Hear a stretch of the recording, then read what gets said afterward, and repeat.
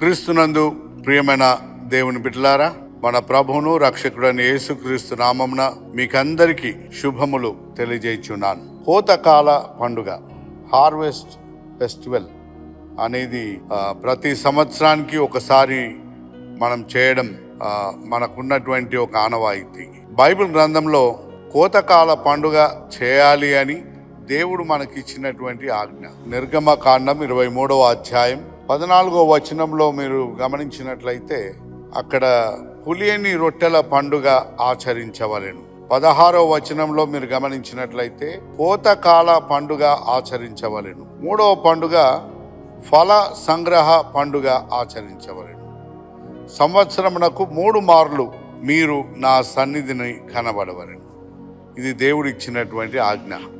ఇశ్రాయేలు ప్రజల జీవితంలో నిర్గమానికి సూచనగా, అనగా ఐగుప్తు బానిసత్వంలో నుండి పాలు తేనెలు ప్రవహించేటటువంటి కనాను దేశానికి నడిపించడానికి మరి సూచనగా వారు నిర్గమాన్ని దృష్టిలో పెట్టుకొని పులియని రొట్టెల పండుగను ఆచరిస్తారు. క్రైస్తవ బిడ్డల జీవితంలో దేవుడిచ్చినటువంటి విమోచనను జ్ఞాపకం చేసుకొని, ప్రభు యొక్క పునరుత్థానాన్ని జ్ఞాపకం చేసుకొని, పునరుత్థాన దినాన్ని మనము చాలా ఉత్సవంగా పండుగగా ఆచరిస్తాం. ఎందుకనగా క్రైస్తవ సంఘం పునరుత్థానం మీద కట్టబడింది. కానీ రెండవ ప్రాముఖ్యమైనటువంటిది ఏంటంటే కోతకాల పండుగ. ఈ కోతకాల పండుగ తప్పకుండా చేయాలి. ఎందుకంటే ప్రతివారు జీవించాలి. ఈ జీవితం దేవుడు ఇచ్చినటువంటి బహుమానం. పరిశుద్ధుడైన పౌలు రోమీయులకు రాసినటువంటి పత్రికలో, బైబిల్ గ్రంథంలో 14వ అధ్యాయం 6వ వచనంలో, దినమును లక్ష్య పెట్టువాడు ప్రభు కోసమే లక్ష్య పెట్టుచున్నాడు, తినువాడు దేవునికి కృతజ్ఞతాస్తుతులు చెల్లించుచున్నాడు. తినువాడు ప్రభువునకు కృతజ్ఞతాస్తుతులు చెల్లించుచున్నాడు, ప్రభు కోసమే తినుచున్నాడు అంటాడు పౌలు. గనక 365 రోజులు తినుకుంటా బ్రతుకుతున్నాము అంటే అది కేవలం దేవుడు ఇచ్చినటువంటి కృప. అందుకే హార్వెస్ట్ రోజు మనకు అన్ని కూరగాయలు చర్చి నిండా కడతారు. మనం ఏమేమి కూరగాయలు భోజనం చేస్తున్నామో సంవత్సరం అంతా, సంవత్సరానికి ఒకసారి కనీసం అవి చూస్తానన్నా, దేవా ఇవి మాకిచ్చి మమ్మల్ని పోషించినందుకు నీకు వందనాలని కృతజ్ఞత కలిగి మరి దేవుని నామాన్ని ఘనపరచడానికి ఈ కోతకాల ఆరాధన మనం జరిగిస్తాం. ప్రతివారు నీవు పొలము పండించినా పండించకుండా ఉద్యోగం చేసినా నీ నెల జీతం అనేది నీకు ఒక కోతగా దేవుడు అనుగ్రహిస్తున్నాడు. నీ జీతము నీకు ఒక కోతగా, సంవత్సరాంతమున దేవుడు నీకు ఇచ్చినటువంటి కాపుదల కొరకై పోషించినటువంటి దేవుని మరొక నీవు దేవుని సన్నిధిలో కనబడవలెను. సంవత్సరమునకు 3 మారులు మీరు నా సన్నిధిని కనబడవలెను. దాంట్లో ప్రాముఖ్యమైంది కోతకాల ఆరాధనలో మీరు కనబడవలెను. మనందరికీ తెలిసినట్టుగా 103వ కీర్తనలో, నా ప్రాణమా యెహోవాను సన్నుతించు, ఆయన చేసిన ఉపకారములలో దేనిని మరువకుము అని మనం జ్ఞాపకం చేసుకుంటాం.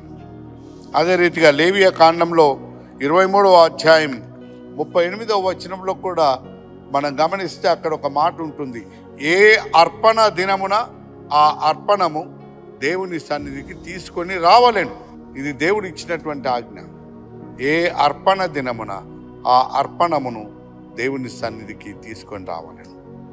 దేవుని బిడ్డలారా, అందుకే క్రిస్మస్ రోజు క్రిస్మస్ కానుక, ఈస్టర్ రోజు ఈస్టర్ కానుక, కోతకాల ఆరాధన రోజు పోషించినటువంటి దేవుణ్ణి నీవు జ్ఞాపకం చేసుకో. నీవు ఒకవేళ జ్ఞాపకం చేసుకోకపోతే పరిశుద్ధ పౌలు రోమీయులకు రాసిన పత్రికలో 1వ అధ్యాయం 21వ వచనంలో ఒక మాట అంటాడు, మరియు వారు దేవునిని ఎరిగియు ఆయనను దేవునిగా మహిమపరచలేదు, కృతజ్ఞతాస్తుతులు చెల్లింపను లేదు.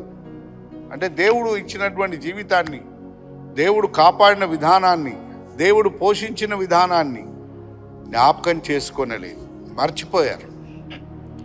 కనుక మనం తిన్న తిండి మన వంటకు పట్టలేదు అని అంటే అర్థం ఏంటంటే నీవు దేవునికి కృతజ్ఞత కలిగి లేవు అని అర్థం.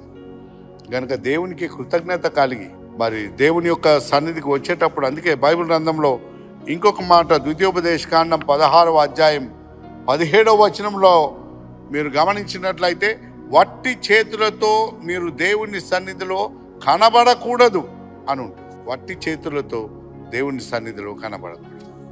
దేవుని బిడ్డలారా, ఈ హార్వెస్ట్ ఫెస్టివల్కు దూరంగా ఉండకండి. పోషించే దేవుణ్ణి మీరు ఆరాధించండి.